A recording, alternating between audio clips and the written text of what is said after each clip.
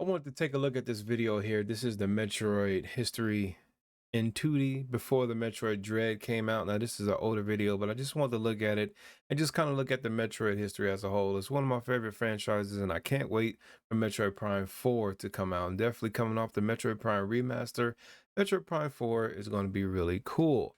Now, while I let this play, I want to raise a question. Do we think that Metroid Prime is going to come out on the current Switch? I do not think so.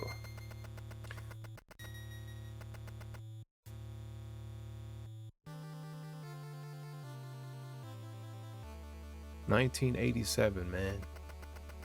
I was born 4 years later. Sorry. I was born 4 years prior. So this was the original one. I still have not beaten. I remember playing it, and the whole glory of the game was figuring out where to go. Now I could beat it and everything without the map, but I just wasn't used to that. I came off the Super Metroid. Never played this one at all. I played the one on Game Boy, the remake, but I never touched this one. I couldn't do it because of the color, man. I'm a graphic nut.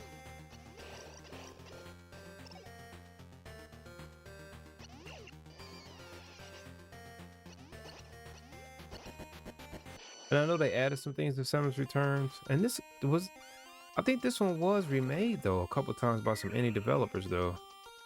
But I want to play this exact one so I can say I beat it. That was sweet. So this is the one I played. And I remember being little at the time, 1994. How old was I? 13 was I? But this game scared me. And at Sears, actually, it was playable along with Stunt Race FX. No, and Donkey Kong Country. It was like right next to each other. And this game, I wanted to play it, but I remember like, man, why is it so spooky as a Nintendo game, man? And that aspect made me mad and made me want to play it even more. But yeah, for its time, I think this is pretty groundbreaking, especially in the way of the character art, the 2D art, where she move to one side, she has her arms, move the other, and shows her holding the gun. I noticed that as a little kid, man, like the artwork in this game. Yep, falling on her, getting a hyper beam. Other M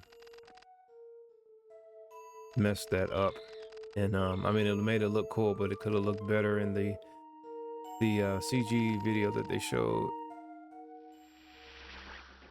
I still got this cartridge of this game here.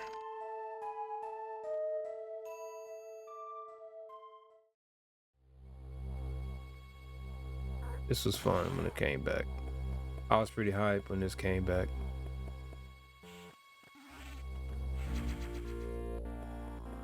$2002, man.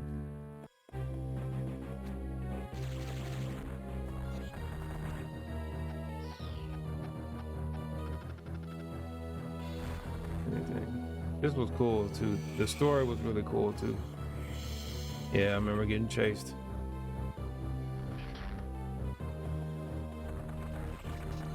But yeah, and she finding out. Warning, propulsion sequence activated. Destination, planet SR 388. Warning, propulsion sequence activated. Destination, planet SR. Kind of got some of the same type of feel too on the new Metroid Dread. Propulsion sequence activated. Oh yeah, I remember the ship changed. Everything was more alien-like.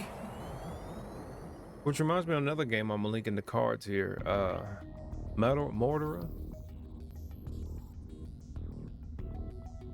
At least until the mysterious mission.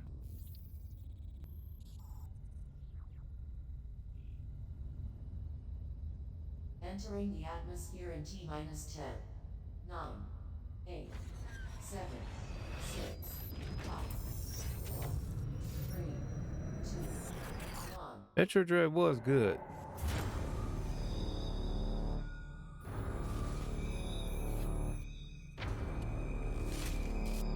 Her suit colors. Perfect.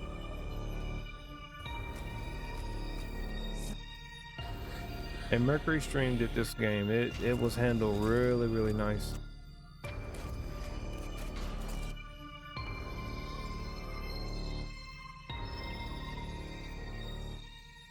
Yeah. Get some pause action on that right there. So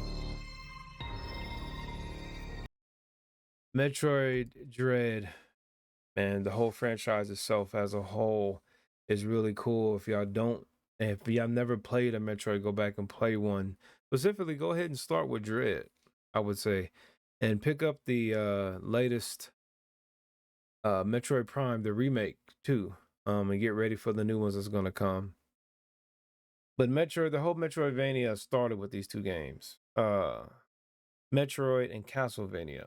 That's how we got the Metroidvania franchise as a whole. And you go into these games, you get lost, you find different things, you get lost again, find different things, you get somewhere that you need a power up, you go back and get the power up.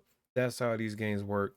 And this is one of the games that kind of started that. So go back and check it out, man. I just want to look at that video. I still haven't beat Metroid Prime. I mean Metroid 1. Keep getting my Primes and my Metroid mixed up.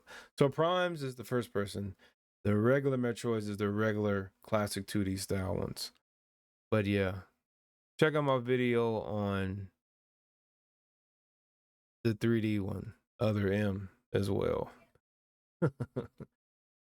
Peace.